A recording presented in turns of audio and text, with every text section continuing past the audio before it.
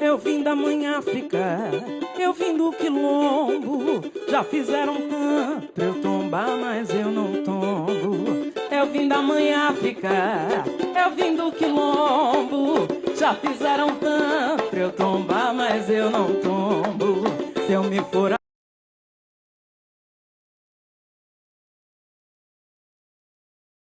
Salve, salve quilombolas! Estamos aqui mais uma vez para gravar mais uma edição do podcast Na Roda do Samba. Dessa vez a gente está com o Mauro Cordeiro, que é pesquisador, sambista, compositor, um dos fundadores do Pensamento Social do Samba, que é um grupo que a gente é fã, gosta muito de ler as pesquisas que vocês fazem por lá. Desculpa. E passar a bola para ele já, né? Levantar a bola. Mauro, fala um pouco das suas experiências, quem é o Mauro Cordeiro, de onde vem, a sua relação com a escola de samba, suas pesquisas. Seja bem-vindo, entra na roda do Quilombo do Samba. Bem, em primeiro lugar, bom dia, boa tarde, boa noite para quem nos assiste, para quem nos ouve. Primeiro, eu queria dizer que é um prazer estar aqui mais uma vez com o Quilombo do Samba, agradecer ao Guilherme pelo convite. É muito bom quando a gente se encontra para poder trocar ideia, né, sobre o samba, sobre as escolas de samba, que são paixões que nós temos em comum. Também admiro muito o trabalho do Quilombo, por isso que é um prazer estar aqui. Então, pergunta difícil, né? Quem é o Mauro Cordeiro? Falar da gente é sempre muito mais difícil.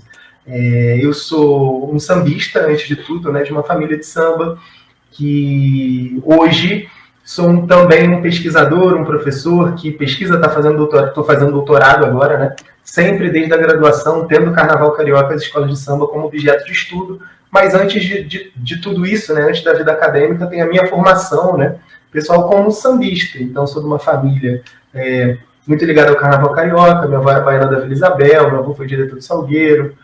Tive um primo mestre-sala do Salgueiro, tive prima que foi mestre-sala da São Clemente, porta-bandeira da São Clemente, desculpa.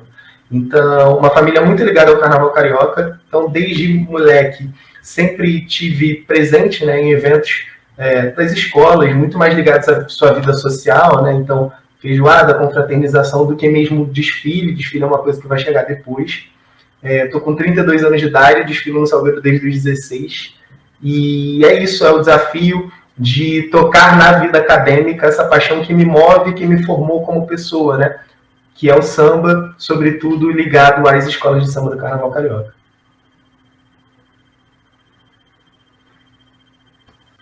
E aí, quando você chegou na academia, você já tinha esse intuito de pesquisar a escola de samba? Como que nasceu essa ligação entre escola de samba e academia? E você falou, se eu vivo disso, se eu nasci nesse meio, se eu cresci nesse meio, é isso que eu vou pesquisar, né? Como que a escola de samba virou pesquisa para você? Excelente pergunta, Guilherme, porque não foi natural, né? Eu sou formado em Ciências Sociais na Rural, a gente é da mesma universidade. Então, eu estudei na Rural, universidade que está fora do centro, né, uma universidade periférica, que fica em Seropédica, num curso de Ciências Sociais. E o curso de Ciências Sociais tem muitas possibilidades, né? Então, sobretudo para a galera da antropologia, eu estava ali na fronteira entre antropologia e sociologia da cultura, mas eu, durante muito tempo, estudar carnaval, estudar escola de samba não era uma possibilidade, eu nem achava que era possível. Primeiro porque, na realidade, assim, sendo bem honesto, eram poucos os grupos de pesquisa, eram poucos os pesquisadores, né, disponíveis, não apenas para orientar, mas o debate sobre o Carnaval Carioca, sobre as escolas de samba, ele era muito restrito nos círculos acadêmicos. Então, quem está na vida acadêmica sabe que as nossas possibilidades de pesquisa estão muito atreladas a questões, às vezes, burocráticas, como quem vai ser o seu orientador, quem tem capacidade de orientar, se tem grupo de pesquisa consolidado, se você vai ter acesso a um determinado nível de frequentar eventos, enfim. Não adianta apenas tomar uma decisão, eu quero pesquisar isso aqui, porque tem outras questões, né, necessárias na formação de pesquisador, que muitas das vezes acabam nos limitando, né? Acabam sendo formas de limitar a produção de conhecimento em torno de determinadas temáticas. E aí, eu cheguei, para vocês terem uma ideia, né? Eu cheguei a ter um tema diferente de monografia, cheguei a escrever um primeiro capítulo de uma monografia, na época eu defendi em 2016, né?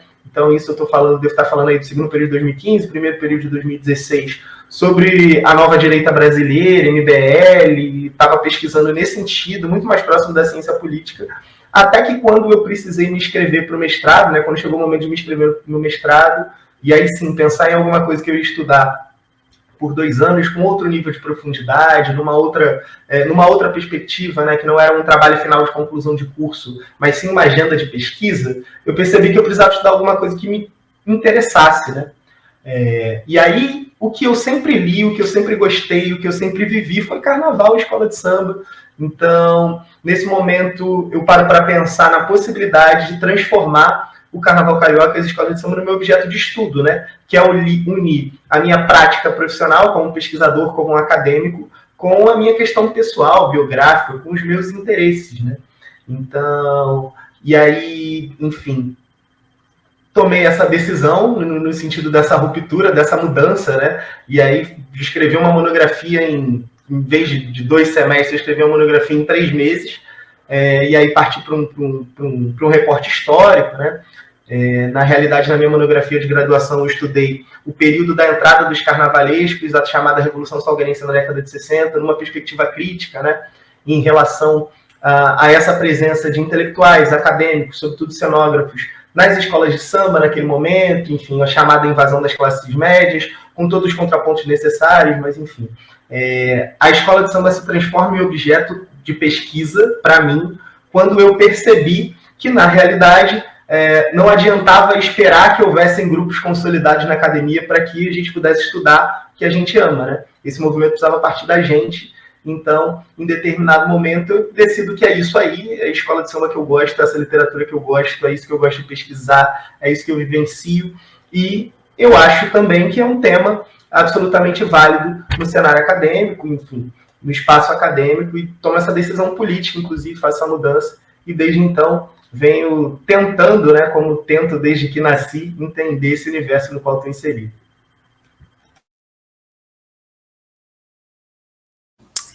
Sim, essa monografia eu não tive acesso, mas na sua dissertação você continua falando da escola de samba, mas com um olhar para a Liesa, para Rio Tour, e aí chegando ao carnaval atual, né, o mais recente, desculpa, a partir de uma crítica, né, bem criticamente, bem da antropologia mesmo, os apontamentos que você faz na sua pesquisa.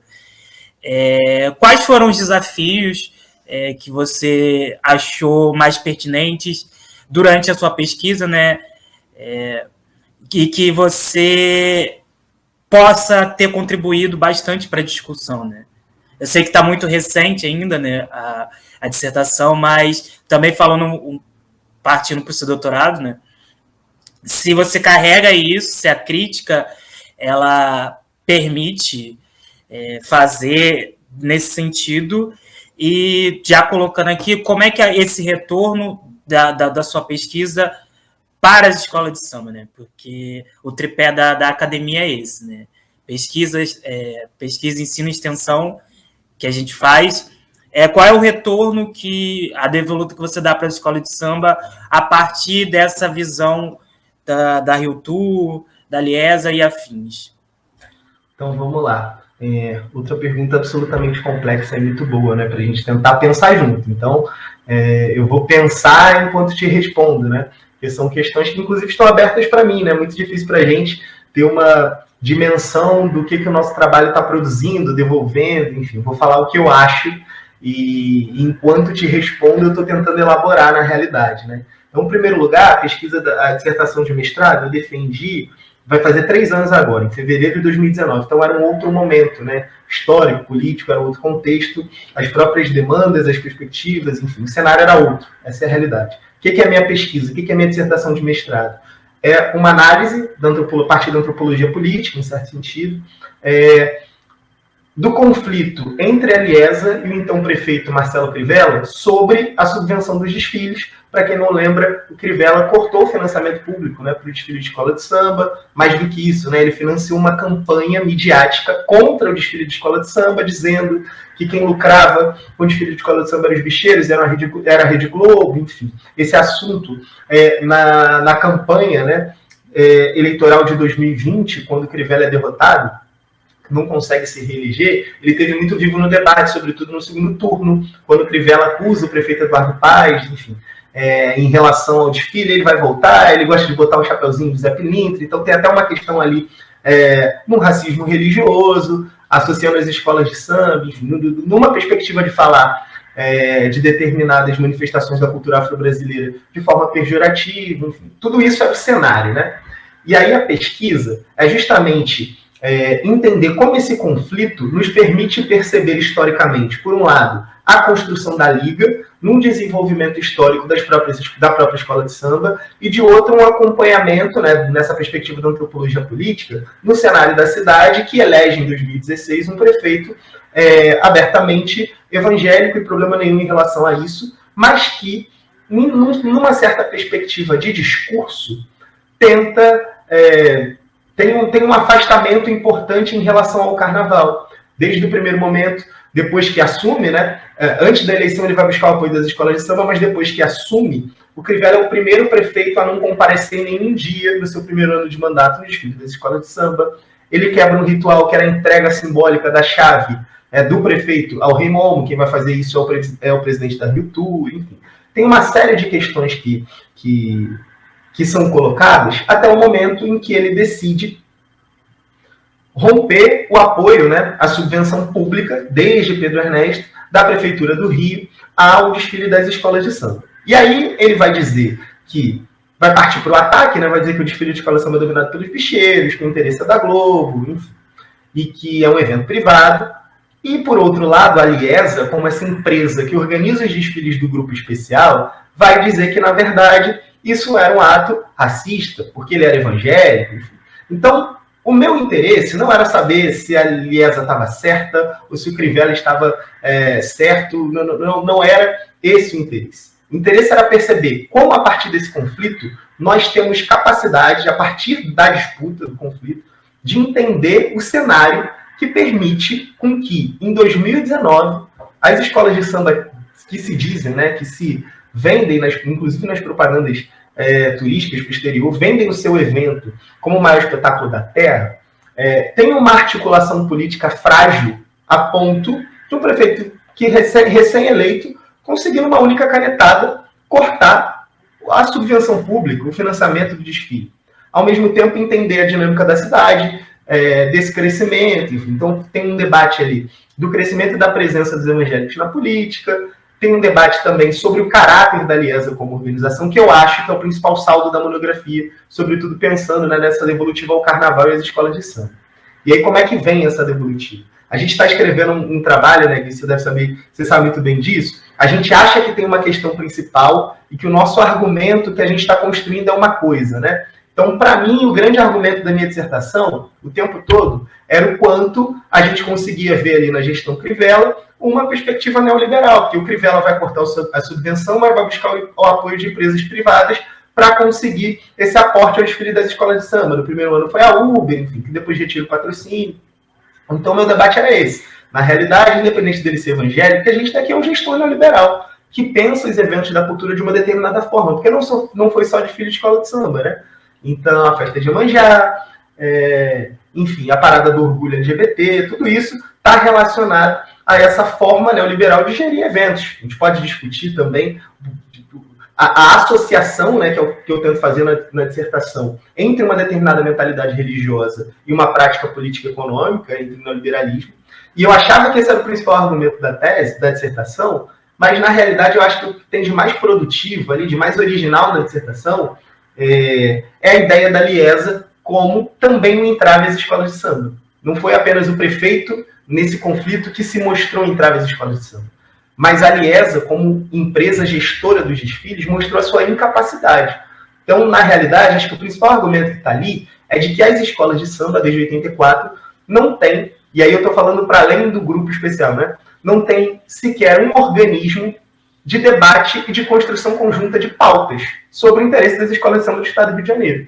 Porque a Aliesa desarticula esse movimento quando ela surge como uma empresa cujo objetivo era, sim, a privatização do desfile. Mas não de todos os desfiles. A Aliesa nunca quis gerir o carnaval da cidade do Rio de Janeiro e todas as escolas de samba. Ela queria as principais escolas. Então, a Aliesa surge e é a primeira vez que você tem uma empresa que única e exclusivamente vai gerir os desfiles de um grupo. Então, a Aliesa não é uma associação das escolas de samba. Veja bem a diferença do que era anteriormente a associação, enfim, vários outros organismos. Ela é uma empresa privada que gere os desfiles. Então, a escola que cai, ela não faz mais parte da Aliesa. Mesmo as fundadoras, e já aconteceu com algumas escolas fundadoras, você tem uma organização que é pautada na lógica do desfile, na lógica da exibição, na lógica, sobretudo, da comercialização desses desfiles. Esse é o intuito da Aliesa quando ela surge. Eu acho que isso é bastante produtivo para a gente entender, inclusive, as disputas que estão em curso hoje em relação ao carnaval, enfim. E aí você pergunta de devolutiva, né? Que é sempre o nosso desafio nesse tripé da educação. E eu acho que da minha maneira, a principal forma de devolução tem sido através do Pensamento Social de Samba, né? Que é um canal meu com o Vinícius, no qual a gente promove lives, cursos, enfim, em que a gente tenta ampliar de uma forma extensionista, inclusive uma ação de divulgação científica que está para muito além das nossas obras, mas promovendo para esse público mais amplo, tendo sempre como público-alvo o público das escolas de samba. Então é lógico, né, que chegam interessados, pessoas, enfim, que não são desse universo, mas o nosso público-alvo em todas as nossas atividades sempre foi o público do chão da quadra, como a gente costuma dizer. Então, a gente começou fazendo live no Instagram no início da pandemia, depois a gente foi fazer curso, abrir um canal no YouTube, mas sempre pensando em fortalecer e promover o debate desse lugar que é o lugar do qual a gente veio, né? E a partir desse lugar que a gente veio, que a gente não apenas aprendeu a olhar as escolas de samba, mas a gente aprendeu a olhar o mundo, porque nós fomos educados no carnaval e nas escolas de samba, eu no Salgueiro, Vinícius na Isabel, enfim. Então, a devolutiva tem sido muito através desse canal, né? E eu acho que é muito importante a gente falar, e eu acho que isso nos une em certa medida, é o quanto nós, né, eu, Vinícius, você, Vivian, Osmar, nós fazemos parte de um grupo de pesquisadores negros que teve a oportunidade, né, graças às políticas de ampliação no ensino superior, de cursar a universidade. Estamos desenvolvendo atividades devolutivas, né, com um compromisso muito particular em relação aos nossos espaços anteriores de formação, né? Então, iniciativas como o Pensamento Social de Samba, como o Quilombo do Samba, são fundamentais nesse sentido e não à toa são produzidos por essa que é a nossa, né? Eu estou falando essa como se fosse outra, mas é a nossa geração que tem um perfil muito particular e que tem aí na linha de frente carregado essa luta pela valorização da cultura popular, sobretudo das escolas de samba, numa perspectiva também, que eu acho que esse é o fio principal que nos une, né, que vocês carregam inclusive no nome, mas numa perspectiva afrocentrada, que eu acho que é fundamental, sobretudo porque eu tenho defendido essa ideia de que o que a gente precisa é fazer uma revolução da bibliografia do carnaval das escolas de samba, né? Sobretudo tomando como eixo central, como categoria analítica fundamental, e eu acho que isso se aplica a qualquer assunto da compreensão do Brasil, mas em particular das escolas de samba, que é a questão da raça, né? Que passa ao largo de boa parte da bibliografia clássica, consolidada do carnaval carioca. Sim, tocou em vários pontos assim que são caros pra gente, né? Pra gente do Quilombo. E conhecendo, porque a gente começou, tanto o Pensamento Social do Samba quanto o Quilombo do Samba começaram da mesma proposta, né? De ideias de que a gente via as pesquisas, as literaturas que a gente via e as pessoas que falam sobre carnaval não pautando principalmente raça, né? Então, quando a gente surgiu disso, eu e a Vivian hoje mais a gente se conheceu, tem mais o Luciano, que é o meu sogro, e a Gabriela, que é a minha namorada, que um cuida das redes sociais, a Gabriela faz os desenhos junto com o Osmar, e a gente tem projetos aí para tocar em 2022, fora isso, fora os textos, né? Que também esbarra nisso, né? Tipo, quando a gente começou em 2019 para 2020, eu e a Vivian estava numa produção incrível de textos, assim. Quase toda semana a gente tinha 3 textos. Hoje em dia a gente mal escreve 2 por mês, né? E às vezes nem isso. Mas é entender a nossa proposta, né, a partir disso, né, dessa questão racial, das literaturas que nos faltam. São boas literaturas para questões históricas, mas que não aprofundam. Então, elas deixam lacunas e, como você falou, a nossa geração está aí para tapar essas lacunas, abrir caminhos para outras pessoas pesquisarem também, né? Desse primeiro curso que a gente fez, veio muita gente que participou do curso de vocês, que falou do pensamento social do samba, e como se fosse uma complementação, né, das duas. E até algumas coisas a gente vê, por exemplo, essa fala que você tem da Liesa, da Rio Tour, a gente já fala, pô, eles já conseguem debater essa parte que é importante para eles. Então a gente vai por um outro caminho para completar lá na frente, né? Não ficar tentando bater a cabeça no mesmo lugar que vocês estão, né? Porque a gente pensa que tem espaço para todo mundo, né? E pegando a parte da sua fala, como é a construção dessa nova Liesa? Como você vê essa nova Liesa? Se é realmente uma nova Liesa ou ela está repetindo coisas que outros fizeram, as gestões passadas da Liesa, os outros patronos que já se foram, deixaram um legado. E como você enxerga esses dois meios, né? Essa transformação, essa tentativa de transformação da Liesa? Olha, sendo bem sincero, hoje eu acho que é muito difícil julgar essa nova Liesa, porque me parece que a própria Liesa está em crise, né? Tem uma disputa interna em curso e eu acho que isso é visível. Então, existem dois polos principais atuando hoje, né? Um polo está muito ligado à tradição, inclusive, de nomes, né? Que sempre compuseram a diretoria, né? Um desses nomes, inclusive, é uma figura que sempre esteve na diretoria, sempre foi próximo e é uma continuidade. Enquanto, teoricamente, você tem um outro nome que seria áreas da modernidade, enfim, de uma renovação.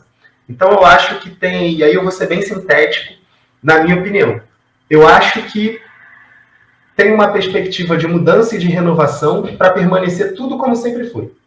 Sabe aquela coisa de vamos mudar tudo para permanecer igual? Eu acho que é exatamente isso. Não há nenhuma mudança, mesmo que prospere, né, nessa disputa, mesmo que prospere esses ares da novidade, né, muito ligado à figura do Gabriel, eu acho que a leitura que eu faço da Liesa, ela está mantida, pelo contrário, ela vai ser elevada a uma outra potência. Essa ideia de que a Liesa existe para ser uma empresa que comercializa o desfile como um grande evento da cultura nacional. Ponto. A Liesa não passa dessa página. A questão é o quanto isso hoje, nessa perspectiva do Gabriel, né? Hoje a gente teve o lançamento da marca do Carnaval, enfim. Você tem uma série de debates modernos de gestão que estão sendo inseridos dentro de uma disputa, de uma liga que tem um outro presidente, hoje tem uma outra forma de ver, existem algumas resistências, mas na minha percepção, não há uma mudança estrutural no caráter do que é a organização, no caráter do que é a empresa, fundamentalmente no porquê ela foi construída. O que existe é uma vontade, um afã modernizador de inseri-la numa outra lógica, que certamente tem uma demanda, né, para isso. Então, o Carnaval Carioca precisa, né, sair apenas do seu discurso de modernidade e ser de fato moderno. Esse é um ponto. Agora, ele precisa também ter conexão com o chão, né, com quem são de fato os artistas, quem são de fato os verdadeiros produtores, né? Então, a gente fala de um carnaval moderno, da modernização da liga, mas é fundamental que essa liga se preste ao papel de fato, oferecer condições de profissionalização aos artistas da festa. E quando eu estou falando dos artistas da festa, eu estou falando da cadeia produtiva que ficou sem condições de subsistência pela não realização do carnaval no ano passado. E essa nova gestão, essa empresa, não tomou as rédeas de nenhuma solução efetiva que conduzisse esses trabalhadores, esses profissionais, essas pessoas, antes de tudo, né, que são os artistas, produtores desse espetáculo que ela tanto gosta de vender, nenhuma garantia. E eu acho que isso demonstra o quanto você tem uma manutenção, você tem uma modernidade, nossa, não, o carnaval carioca, inserir no novo milênio, os debates mais avançados do marketing, da administração, da gestão, mas que continua com o mesmo erro grosseiro de todos, que é desprezar o principal fator de todos, que é o fator humano, né? No carnaval é o fator humano, o talento das pessoas, dos artistas, que produz a festa. E, enfim, eu acho, sinceramente, que é necessário um choque de realidade, de que não dá para produzir. Na realidade é isso, né? Qualquer análise séria econômica, a gente entende que esse carnaval é muito lucrativo para alguns, que ele é esse espetáculo do jeito que é, pela superexploração dos trabalhadores, sobretudo do barracão e da quadra. Ponto. O que aconteceu no último ano para cá, com a não realização do carnaval, expôs que de moderno a gente tem muito pouco. Porque, na realidade, as relações trabalhistas no chão das escolas de samba, né, se a gente pensa, sobretudo, os trabalhadores do barracão, elas são pré-modernas. Elas têm condições pré-modernas.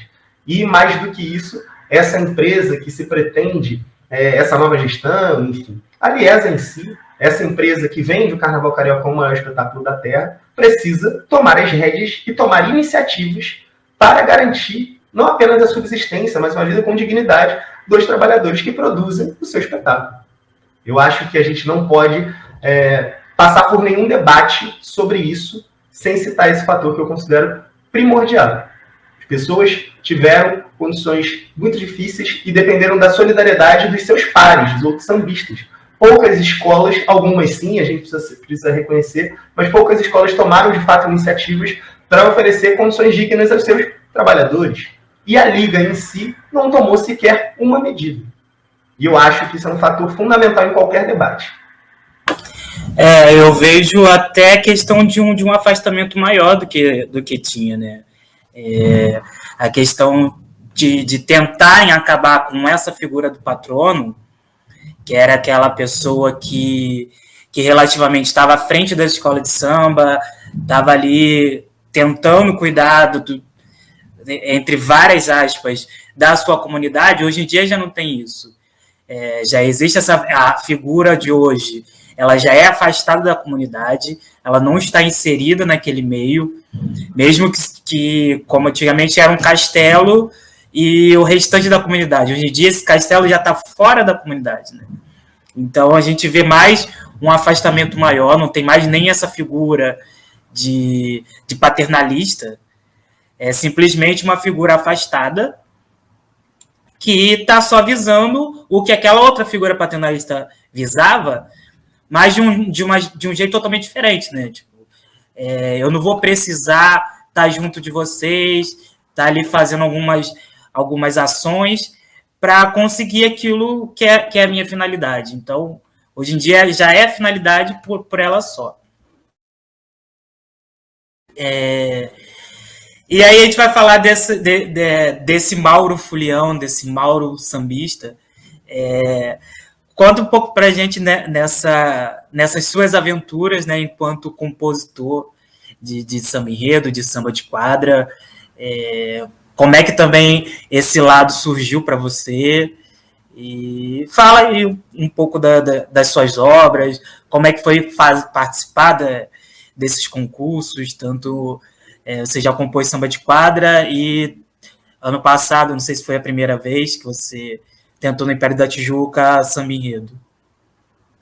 Vamos lá. Eu escrevo samba desde 11, 12 anos de idade. Nunca concorri. A primeira vez foi em 2019, na Mangueira. Por uma questão simples e básica, que é uma questão econômica, né?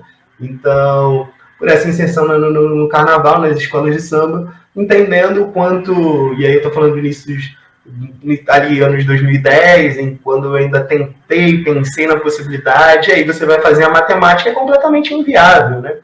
Então, esse é um ponto. Então, sempre foi um sonho, sempre fiz, sempre foi um exercício de moleque. Então, meu principal parceiro, né? Tive outros parceiros nas disputas que eu participei, na Mangueira, no Império da Tijuca, mas meu principal parceiro, que é o Edson Júnior, meu compadre, meu amigo, enfim, salgueirense também, a gente tinha uma brincadeira nossa, adolescente, assim, quando a gente se conheceu muito moleque, início dos anos 2000, quando a gente se conheceu no Salgueiro, 2005, 2006, essa coisa, dois moleques pobres gostavam de escrever seus versinhos, saía sinopse do Salgueiro, a gente ia lá, brincava, fazia o nosso, não concorria, depois saiu o resultado e falou, acho que se viesse o nosso aqui era melhor do que aquele e tal. Mas sempre foi prazer, diversão, enfim. E essa questão econômica sempre foi uma barreira. E aí, em 2019, a Mangueira anuncia uma disputa que se pretendia mais democrática, que possibilitava, sobretudo, parcelamento no cartão para perder de vista. Então, foi uma perspectiva de, cara, é o sonho da nossa vida, a gente vai se endividar, que foi o que aconteceu, mas vamos tentar para ver se, enfim, para tirar o sonho, né? Para realizar um sonho, subir no palco, enfim. Nós somos salgueirenses, sempre falamos no Salgueiro, enfim, isso não era escondido de ninguém. E aí a Mangueira tinha anunciado o enredo que era Jesus da Gente para 2020, e aí em 2019 a gente topou esse desafio e participou da disputa da Mangueira. A gente fez o samba que a gente gosta muito, eu gosto do samba, até hoje, de vez em quando eu entro lá no YouTube, aparecem uns comentários, assim, mais recentes, eu falo, pô, ainda tem gente ouvindo, que é bacana. E aí, independente de resultado, porque a gente brinca, né? Eu e o Juninho, a gente brinca com isso, que nós somos 100% de aproveitamento. A gente disputou 2 vezes, na Mangueira, no Império Serrano, no Império da Tijuca, desculpa, e a gente foi eliminado na primeira fase as 2 vezes. Então, enfim, a gente é 100%. Sempre cai na primeira, não tem erro e tá tudo bem. Mas, brincadeiras à parte, foi um prazer enorme, assim, participar do processo, subir no palco da Mangueira, cantar o nosso samba, né? Então, vários intérpretes do carro de som da Mangueira, o Psé que gravou nosso samba, que cantou na quadra, e a gente ficou ali no apoio, foi incrível. Foi uma experiência sensacional participar do processo de gravação, ir no estúdio, opinar a nossa obra, vê-la bem produzida, bem gravada, passar a ver nossos familiares, nossos amigos na quadra, curtindo, torcendo pela gente, foi muito, muito bacana. E aí ficou esse gostinho amargo, né? Em 2019 a gente cai na primeira fase, com a percepção, e aí, francamente, de que poderia ter avançado mais, mas respeitando a escola, nós éramos uma parceria de fora, ninguém conhecia a gente, e, enfim, o samba cai na primeira. E aí, para 2020, antes do carnaval de 2020, acho que entre dezembro e janeiro, a Mangueira realizou um concurso de samba de quadra, a gente se inscreve e cai nas quartas de final, se não me engano, passa umas 2 fases, cai na quarta de final. Também foi uma experiência bacana, um outro samba de exaltação, enfim, numa outra pegada.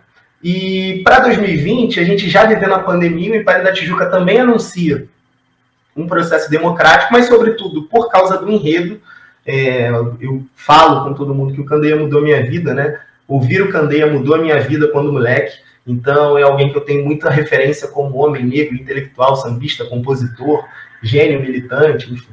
Então, desde o momento que o enredo foi anunciado, nós ficamos, eu e meu parceiro Juninho, né? Sobretudo, e mais nessa disputa, o Rafinha Miranda e o Helder Novaes também. A gente começou a conversar, pô, esse enredo é muito bom. E aí, quando anunciou o formato da disputa, que seria apenas uma gravação, que não teria disputa na quadra, ficaria financeiramente viável, nós éramos 4, não precisava de uma grande estrutura de gravação. Depois acabou mudando, teve a disputa lá no Tijuca Tênis Clube, e a gente embarcou nessa aventura e tivemos a felicidade de contar com o Richa gravando nosso samba. Então, o dia da gravação foi um dos dias mais marcantes, assim, a gente passou uma manhã e uma tarde inteira com o Richa cantando samba e ouvindo história, né? Os maiores intérpretes do Carnaval Carioca.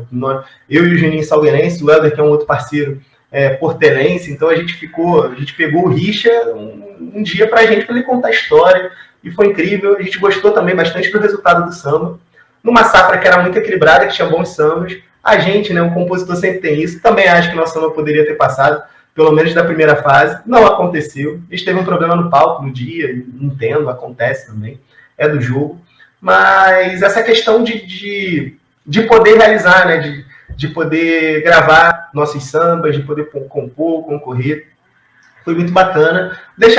Sempre deixa aquele gostinho de que dava para mais, né? E ao mesmo tempo a sensação do quanto compositor na escola de samba, sobretudo hoje, historicamente uma das principais funções, e hoje muito vilipendiada, né? Muito maltratada. Então, participar desses 2 processos, e eu estou falando de 2 processos que pretenderam democráticos, escolas que têm essa tradição de bem tratar os seus compositores, mas foram processos difíceis, assim.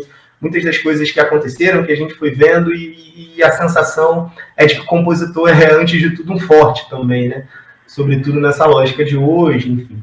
Mas foi muito bacana, pessoalmente foi muito bacana. Como compositor, foram experiências muito marcantes e, sobretudo, a possibilidade de realizar esse sonho de ser compositor, né? De fato fazer, botar na rua, ver as pessoas cantando, elogiando, criticando. Então, o mais bacana de tudo, Gui, era a galera vir comentar, pô, ouvi teu samba, achei isso, achei aquilo. Então, uma galera elogiava, uma galera... Até as críticas que vieram, muito bacanas, sobretudo pra gente melhorar, né? Não, aqui, não gostei disso, não gostei daquilo. Mas, de forma geral, um saldo bastante positivo no retorno, o que eu acho que mostra muito mais que a gente tem bastante amigo do que sinal de que a gente é bom, né? Porque o amigo tá sempre colocando a gente para cima, mas às vezes o melhor de tudo é a crítica que te coloca com os pés no chão, né? Então, esse lado fulião como compositor é mais ou menos por aí. Fora a experiência de compositor, minha vida toda eu desfilei em aula, né? Desfilei na aula dos Negões do Salgueiro durante quase 10 anos, com o meu pai, comecei com 16 anos, e, enfim, sempre essa experiência de desfilar em aula, compromisso com ensaio semanalmente, e ao mesmo tempo tendo isso como combustível, né? Quem vive a escola de samba, quem está lá toda semana nos ensaios, é uma outra percepção de carnaval, é uma outra relação com a escola de samba, que é formativa, que você conhece as pessoas, que você vai entendendo e construindo um sentimento que a escola está completamente diferente, né? Então, quando eu comecei a desfilar no Salgueiro, era ensaio quarta e domingo. Então, várias vezes domingo eu ia para lá, chegava cedo, tinha que esperar a feijoada acabar, para a galera sair da feijoada e ensaiar na Vila Olímpica, ali ao lado da quadra antiga, estou falando 2006, 2007, enfim. Então, é uma experiência muito diferente, né?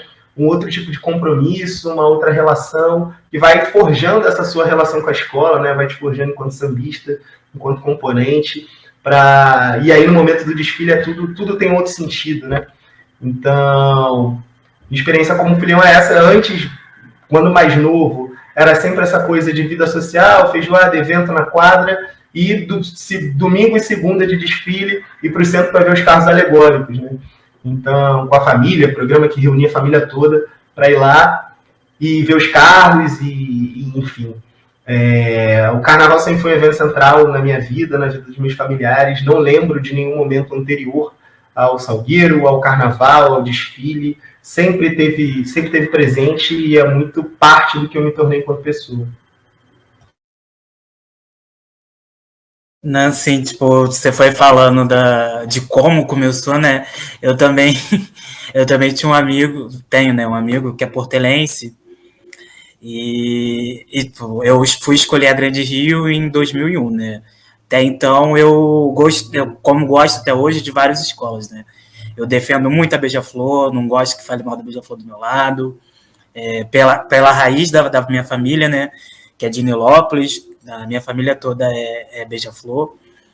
E cresci na Zona Oeste, né? Morando em Campo Grande, próximo tanto da Mocidade quanto da Santa Cruz, da Unidos de Cosme também. Eu desfilei muito na Unidos de Cosme.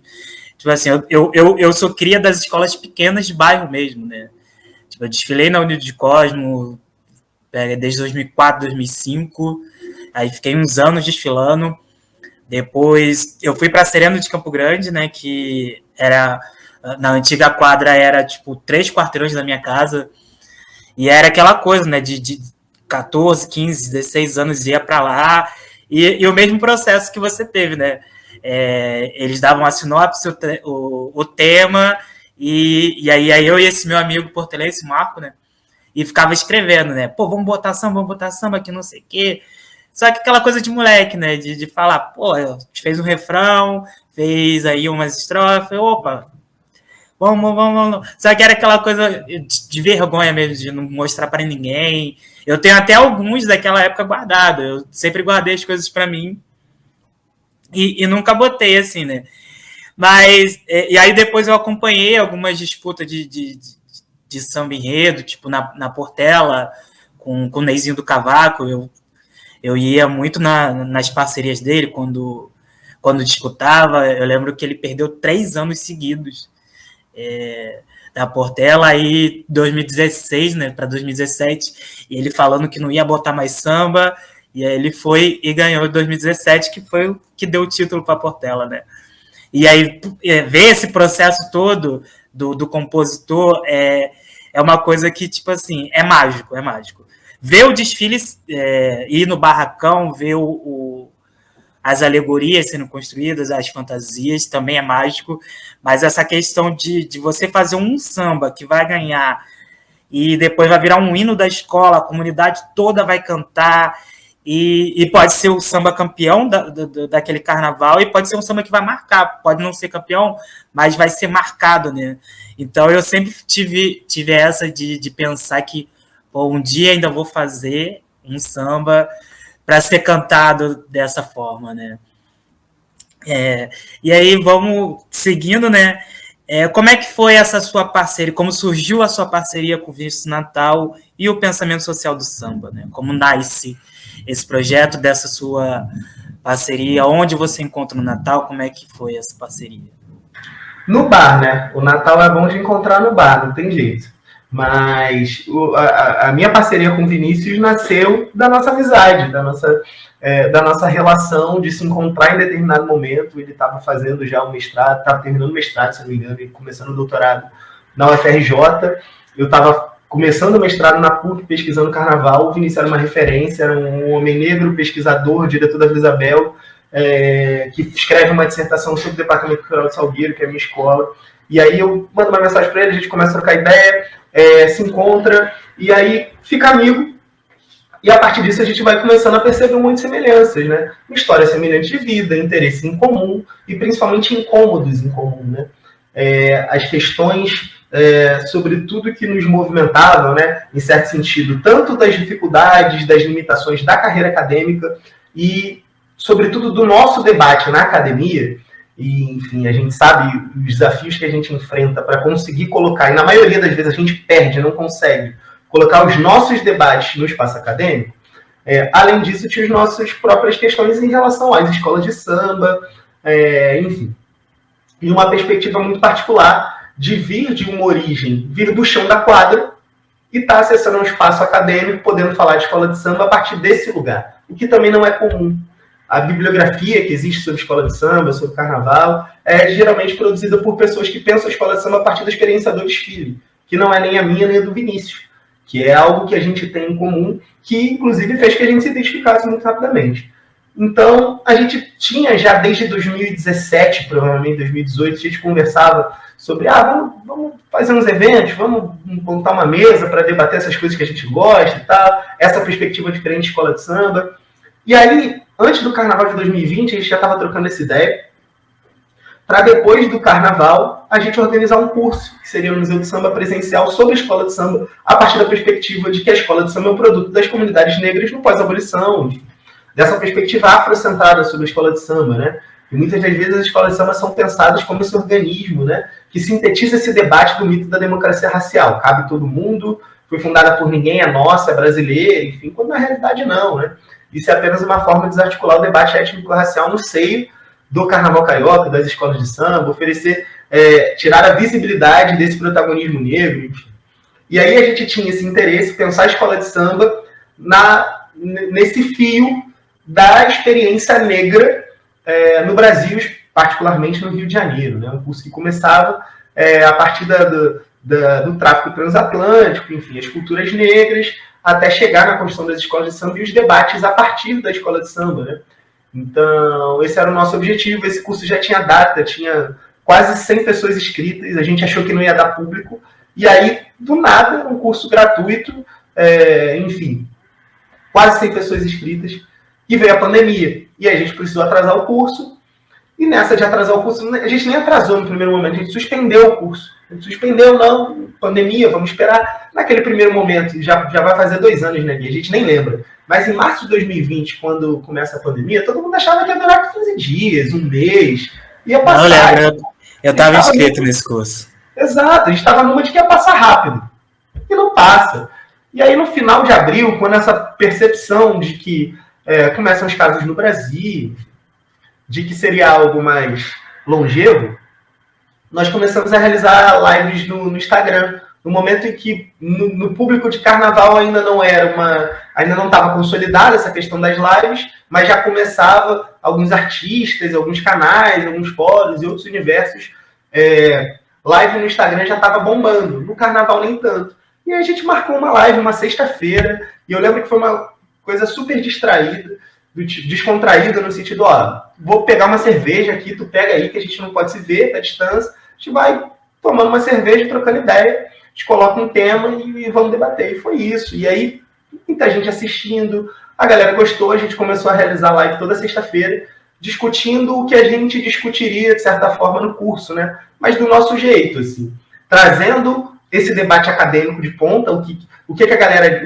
quais são os estudos sobre o Carnaval de Escola de Samba, fazendo essa divulgação científica, ao mesmo ponto, criticando as limitações desses estudos, né? Porque, na realidade, a gente tem, sobretudo, uma produção com um limite muito evidente, né, em relação às suas temáticas, ao seu lugar, enfim, à sua perspectiva, aos seus assuntos, e, ao mesmo tempo, colocando num patamar de igualdade aquilo que o Vinícius cunhou, a expressão que o Vinícius cunhou, que eu gosto muito, que são os saberes dos barracões e das barraquinhas, né?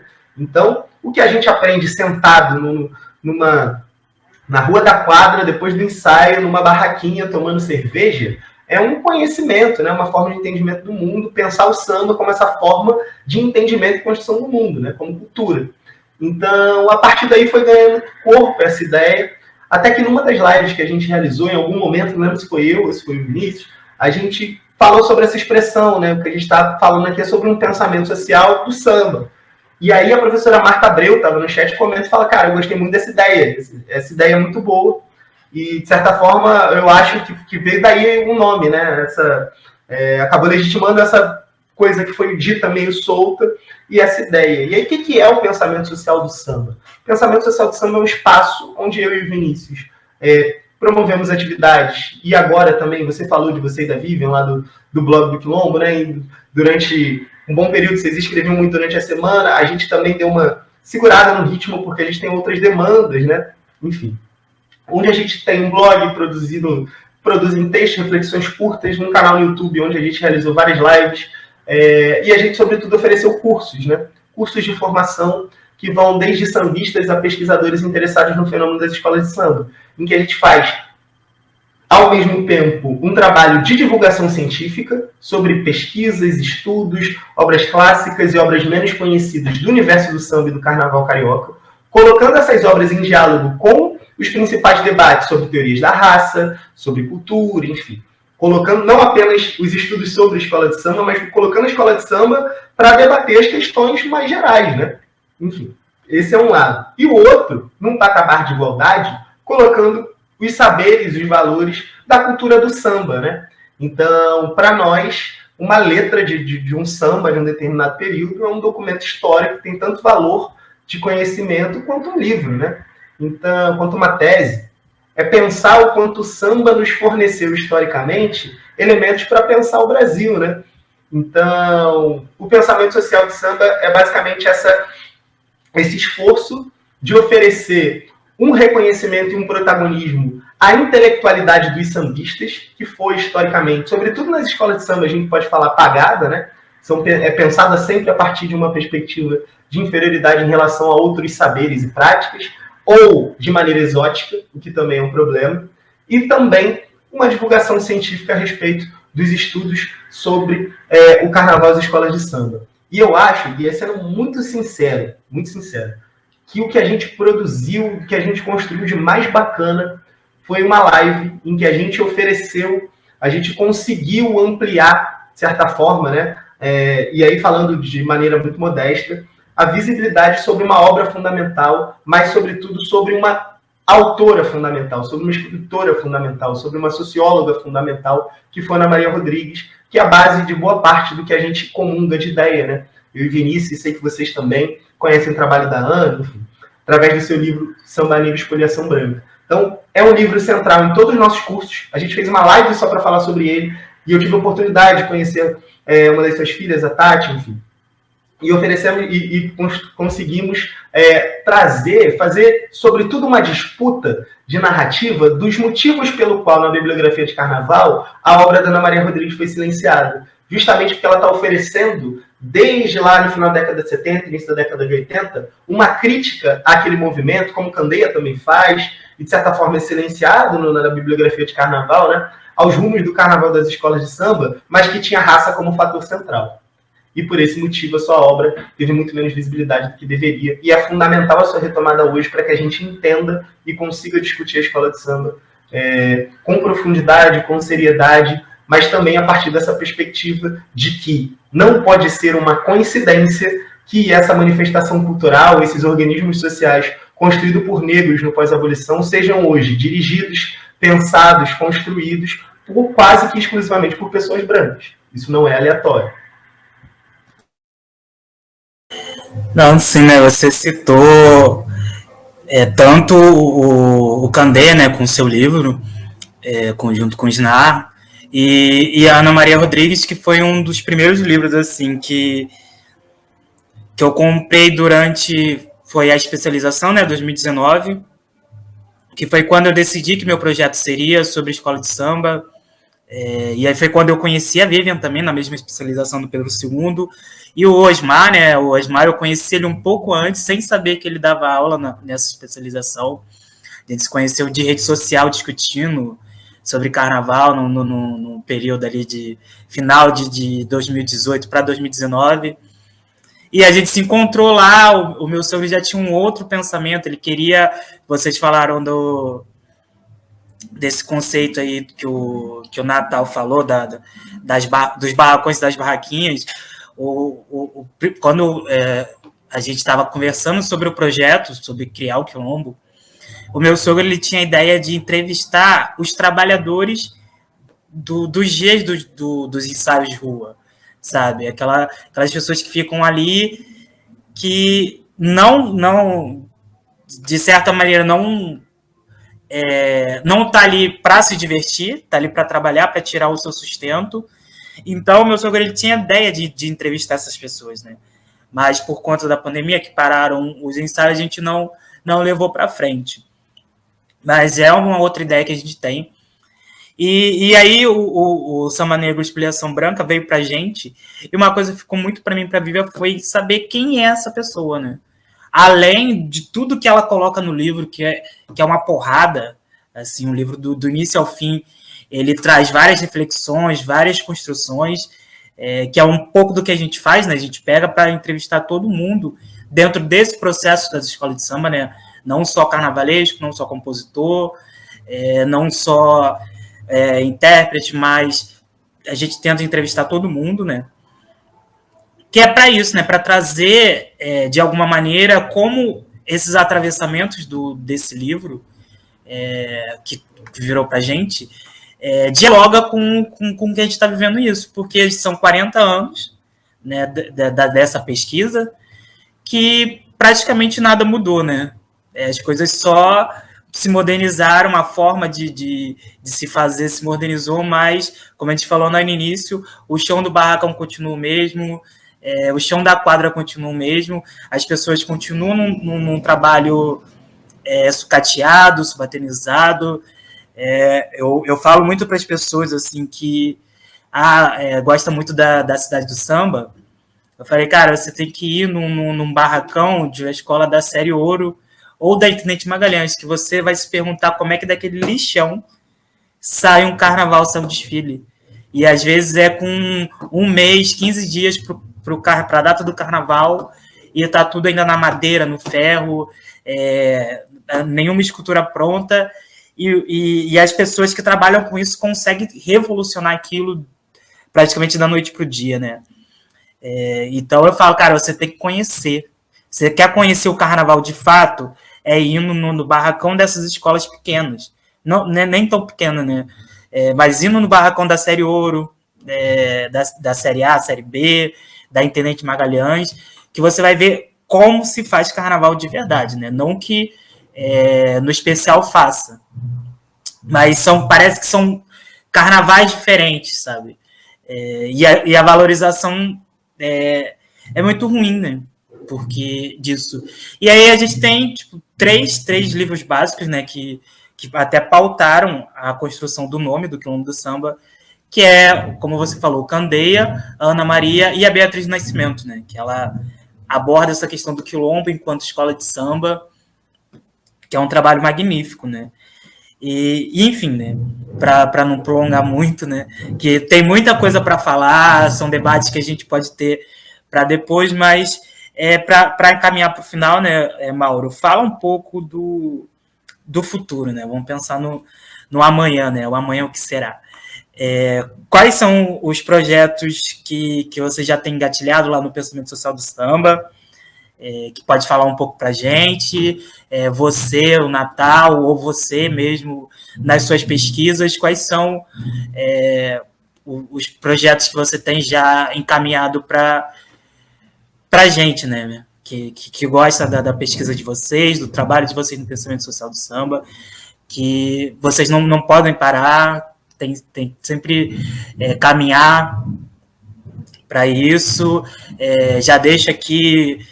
vamos fazer coisas juntos, que o Homem do Samba e o Pensamento Social do Samba juntos.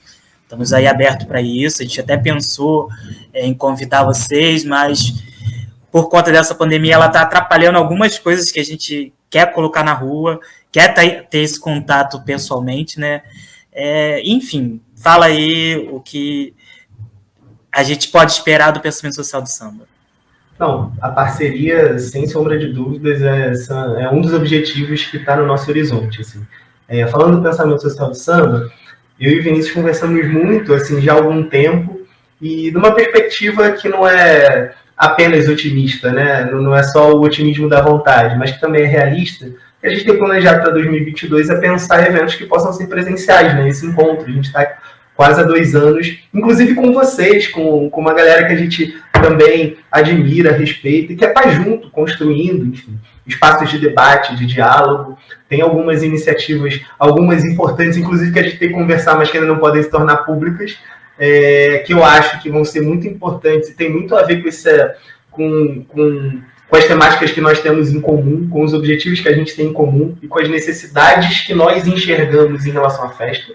E também a ideia é colocar na rua os debates que a gente vem trazendo sobretudo através das redes sociais, né? Então fazer eventos, mesas, seminários para discutir carnaval, sobretudo nessa nossa pegada, né? As escolas de samba, a partir dessa pegada que as escolas são produto das comunidades negras e discutir criticamente os rumos, as questões atuais, esse protagonismo, enfim, tudo isso eu acho que faz parte da nossa agenda, das nossas vontades, são pontos. Em relação a mim, individualmente, né, como pesquisa, agora eu estou no doutorado pesquisando diretores de harmonia. Então, minha perspectiva de defesa é no ano que vem, em fevereiro, discutindo essa categoria fundamental de fazer uma escola de samba, que é o diretor de harmonia. Se a gente pegar a origem das escolas de samba, o diretor de harmonia é um papel herdado dos ranchos, mas nos ranchos eles tinham uma outra função social, né, estava muito mais ligada à questão musical diretamente. Os diretores de harmonia nos ranchos eram maestros que regiam os instrumentos harmônicos, né? Sobretudo de sopro, enfim. Nas escolas de samba, se você pega lá nas origens, quando começa o carnaval, os diretores de harmonia eram sempre os principais nomes das escolas. Vou te dar 2. O diretor de harmonia da Mangueira era o Cartola e o da Portela era o Paulo. Então isso demonstra que os diretores de harmonia também herdam essa questão musical, né? Porque a gente está falando de 2 músicos, 2 compositores, mas que eram, sobretudo num primeiro momento, esses grandes comandantes das escolas na avenida. No momento em que não existia, por exemplo, a ideia de um diretor de carnaval, você tinha uma outra perspectiva.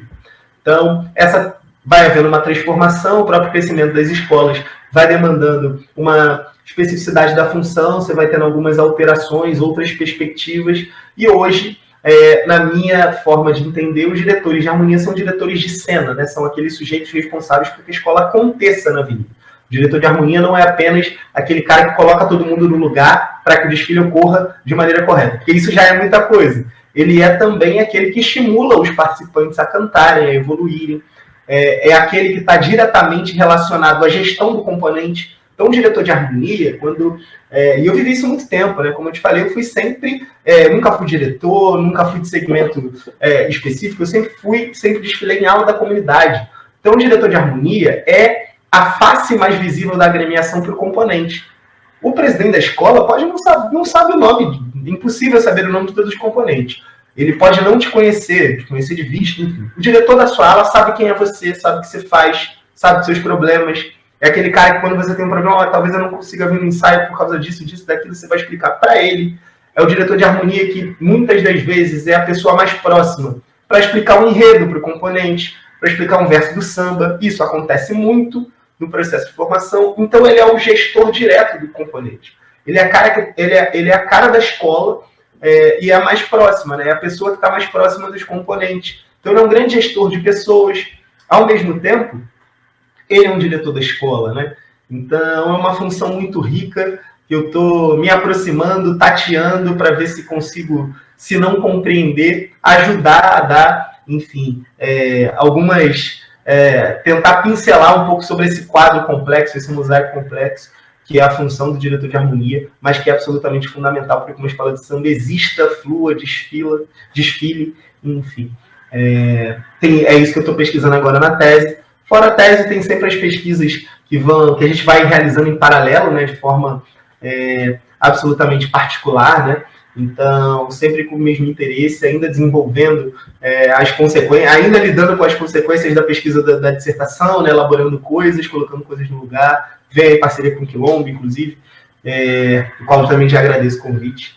E é isso, por enquanto é isso, em breve novidades, acompanhe nossos trabalhos nas redes sociais, enfim, estamos aí no Twitter, no Instagram, no Facebook, e é muito bacana, sobretudo, ter possibilidade. Eu acho que o mais bacana do que aconteceu na pandemia não só o fato de surgirem vários veículos de pesquisadores e de amantes do carnaval, mas é o quanto na pandemia, através das redes sociais, a gente conseguiu se conectar, né? O fato de eu estar aqui com você hoje e mais uma rede de outras pessoas que a gente gosta, admira, respeita e que nos faz evoluir, né? O trabalho do Quilombo ajuda o pensamento social do samba a evoluir e vice-versa, e tantas outras iniciativas que a gente vai construindo junto, e é muito bacana estar na linha de frente com tanta gente boa, é isso. Sim, Mauro, muito obrigado a você, ao Vinícius, né, que em breve também estará por aqui batendo papo com a gente novamente, né, porque ele já falou 2020 sobre a escrita, o processo de pesquisa do enredo do Tatalondirá. Só tenho a agradecer em nome do Quilombo. Você é preciso para a gente, para a comunidade das escolas de samba, para a academia, enquanto pesquisador negro, que pesquisa escola de samba, a nossa cultura popular. Já estou ansioso para ler a sua pesquisa também do doutorado. E é isso, né? A gente fica esse compromisso, né, da gente conversar depois e construir junto o Quilombo do Samba e o pensamento social do samba. E é isso, vamos encerrando por aqui. Samba, é ancestralidade, é Quilombo do Samba. Abraço, Mauro, abraço, pensamento social do samba. Valeu. E valeu, a última palavra. Valeu, querido. Eu queria agradecer a você, todo mundo do Quilombo do Samba, é sempre um prazer. Grande abraço, obrigado a todos que nos assistem, nos ouvem, e é isso. Deixa eu só encerrar aqui.